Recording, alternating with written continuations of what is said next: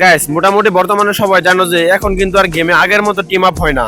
কেননা বর্তমানে যদিও দু একজনের সাথে টিম আপ করা যায়, কিন্তু সুযোগ বুঝে তারা আবার শেষ করে ফেলে। তো এই জন্য বর্তমানে কিন্তু টিম আপ একদম হয় না বলে চলে। কিন্তু আজকের একটা ম্যাচে মানে গ্র্যান্ড মাস্টার লবিতে আজকের একটা র্যাঙ্ক ম্যাচে একটা এনিমের সাথে এত সুন্দরভাবে টিম আপ হয়েছিল, শেষ পর্যন্ত আমরা দুইজনই বেঁচেছিলাম। এবং যেহেতু আমি গ্র্যান্ড মাস্টার আসি সেজন্য ভুইয়াটা আমাকে করতে হয়েছে। সেজন্য ভাই সে এলিমিনেট হয়ে গেছিলাম, ম্যাচটা ইজিলি ভুইয়া করতে পারি। তো শেষ পর্যন্ত আমার সাথে কি হয়েছিল, তো তার সাথে টিম আপ করতে গিয়ে কি কি ঘটনার সম্মুখীন আমি হয়েছিলাম সবকিছু দেখতে পারবো সম্পূর্ণ ভিডিওতে। তো আর দেরি না করে চলো তাহলে সরাসরি মেন ভিডিওতে চলে যাই। তো মিলে ল্যান্ডিং করার সঙ্গে সঙ্গে M14 পাইছিলাম, মানে M14 দিয়ে এখানে আর কি করবো শর্ট রেঞ্জে। এই তো গাইস অলরেডি একটা এনিমি চলে এসেছে। যাই হোক এখানে একটা থমসন আছে মেবি, কিন্তু এনিমির কাছে খতরনাক জায়ান্ট ক্যারেক্টার ছিল এবং আমিও সেখান থেকে জায়ান্ট ক্যারেক্টার পেয়ে গেছি। অর্থাৎ দুজন এখন জায়ান্ট ক্যারেক্টারতে ফাইট করবো। ভাই চিন্তা করেন জায়ান্ট ক্যারেক্টার কিরকম খতরনাক, বাপরে আমার এসপির অবস্থা একদম 12টা বাজে গেছে। যাই হোক কোনো রকমের থমসনের বাংলা চালাতে হেডশট মারছিলাম এবং শেষ করতে পারছি। কিন্তু ভাই থার্ড পার্টি চালে এখানে টিকতে পারলাম না। তো থার্ড পার্টি করে আমার এখান থেকে পিছন থেকে মেরে দিয়েছিল। তো যেহেতু সোলোতে একবার অটো রিভাইভ পাওয়া যায়, রিভাইভ পাওয়ার সঙ্গে সঙ্গে আবার আমি রিভার সাইডে ল্যান্ডিং করি। তো এখানে ল্যান্ডিং করার পর ভাই কোনো লুটি করতে পারি নাই, মিনি বেন্ডিং থেকে একটা M5 কিনছিলাম। ঠিক এমন অবস্থায় এই জায়গায় একটা এনিমি চলে আসছিল, মানে কি পরিমাণ যে ভয় পাইছিলাম, ভাবছিলাম ম্যাচটা ইজিলি মাইনাস হবে। তো কষ্ট মষ্ট করে কোনো রকমের কিলটা করতে পারছিলাম এবং কিল করার পর বয়ে চলে আসলাম প্লান্টেশন। কারণ এই জায়গায় অনেকগুলো এনিমি ল্যান্ডিং করছিল। আসার পর পরে দেখতে পাচ্ছেন অলরেডি থার্ড পার্টি করে একটাকে মেরে দিয়েছি। মানে থার্ড পার্টি কি জিনিস সেটা আজকে দেখতে পারবেন। এই তো আরেকটাকে হালকা একটু ড্যামেজ দিয়ে কিলটা অলরেডি নিয়ে নিয়েছি। এন্ড আমার কিল অলরেডি 4টা হয়ে গেছে, আশা করি অনেকগুলো কিল করতে পারবো। তো একটা এনিমির সাথে টিম আপ হয়েছিল আপনাদের বলছিলাম, এবং টিম আপটা হয়েছিল সামনের এনিমির সাথে। যদিও প্রথমে ফাইট নিতে চাইছিলাম, কেননা টিম আপ করলে একটা সমস্যা হয়। জ্ঞানরা রুলস অনুযায়ী টিম আপ করলে সম্ভবত ব্রোঞ্জে নামিয়ে দেয়, সেজন্য আমি টিম আপ করতে চাইনি।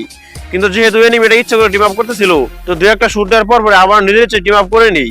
এন্ড আশা করি এনিমিটা ভালো ছিল এবং শেষ পর্যন্ত টিম আপ করতে পারবো আমি আশা করছিলাম। যাই হোক আমার কাছে কোনো মেডিকেট ছিল না, তো এনিমির কাছ থেকে একটা মেডিকেট নিয়ে নিলাম। এন্ড নেওয়ার পর পরে দুজনে মিলে চলে আসলাম সরাসরি বিমা শক্তি, কেননা সেজন দেখতে তো পাচ্ছেন এই জায়গায়। এন্ড অলরেডি একটাকে অম দিয়ে মেরে দিয়েছি এবং কিল আমার অলরেডি 5টা হয়ে গেছে। তো আমার টিম আপের বান্দার এখানে ছিল।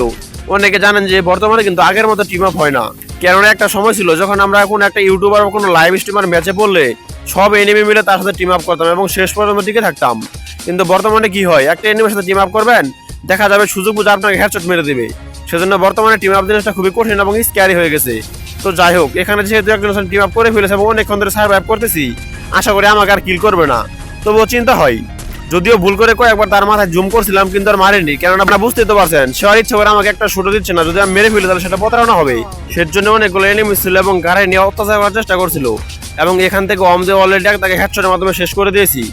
যখন একটু বাইরে চলে আসলাম ভাই আমার এসপিতে খেয়াল করেন, এসপির অবস্থা একদম 12টা বাজিয়ে দিয়েছে। তো এরকম অবস্থা যদি আমি গাড়িতে না উঠি তাহলে আমার বেঁচে থাকা কষ্টকর হবে। এবং খেয়াল করলাম যে আমার টিম আপের বান্দাটা ছিল কোথায়। ঠিক এমন অবস্থা খেয়াল করে দেখি যে আমার গাড়িতে একটা এনিমি ছিল।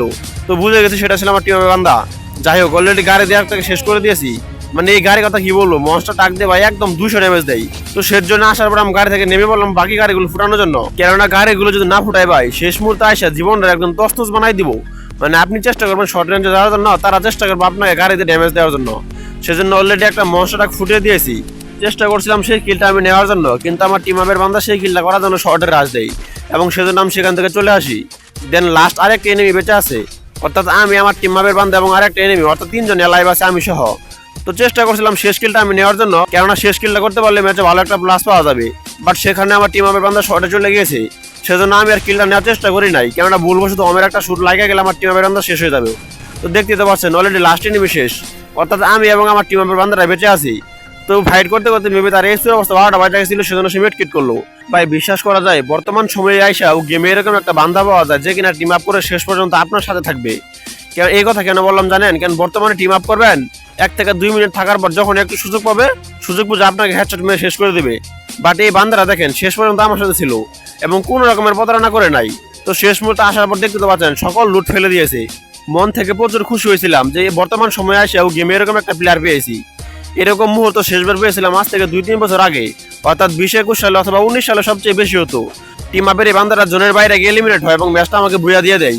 আমি যে কি পরিমাণ খুশি হয়েছিলাম শেষ মুহূর্তে এসে এরকম একটা বান্দা পেয়ে। যাই হোক যদিও ম্যাচটা বুয়া করতে পারছিলাম এবং শেষ মুহূর্তে সে আমাকে ফ্যান রিকোয়েস্ট দিয়েছিল এবং তার সাথে কথা বললে বেশ ভালোই লাগছিল।